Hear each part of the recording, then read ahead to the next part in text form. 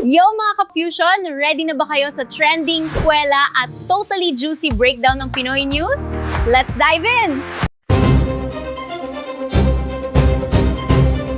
Last February 21, 2026, nag-visit si President Bongbong Marcos sa Naga City at sinalubong siya ni Mayor Leni Robredo, former rivals in one frame, pero vibes, professional at cooperative. Wow! Ang main agenda ng visit ay flood control at Oplan kontra baha, kung saan nag-inspect sila sa Sagop Creek at iba pang prone areas, pinag-usapan ng infrastructure at city projects, at kasama rin ang 500M turnover para sa Jesse M. Robredo Coliseum. Seryoso, pero may konting work meets adventure energy.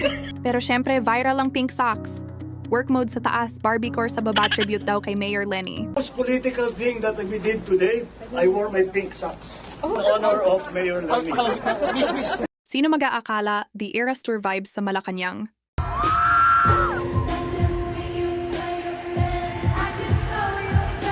So, what's the real takeaway here? Beyond the memes and the colorful socks, maybe the moral is this. Hindi kailangang maging magkakulay para maging magkaalyado sa serbisyo. Sa gitna ng bangayan sa politika, napatunayan ni na PBBM at Mayor Leni na pwedeng mag-fuse ang red at pink basta para sa kapakanan ng tao. After all, floodwater doesn't choose a political party at dapat, ganun din ang pagtulong. I've got to try and get over there. Politics is a game of chess, pero ang pag-unlad ng bansa, dapat team sport yan. Strategic move man o totoong truce, one thing's for sure.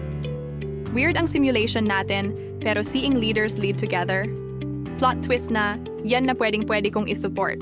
Dahil sa huli, hindi naman kulay ang nagpapakain sa atin, kundi ang tapat na pagtatrabaho. Hindi ko po makakalimutan na makita ang inyong mga ngiti. Makita, maya yung kayo ay mag-alamano. Kayo, ano sa tingin nyo? Unity ba to o strategy? Comment below. Stay creative, stay curious, at let's fuse it together. I'm Pao Fusion, see ya!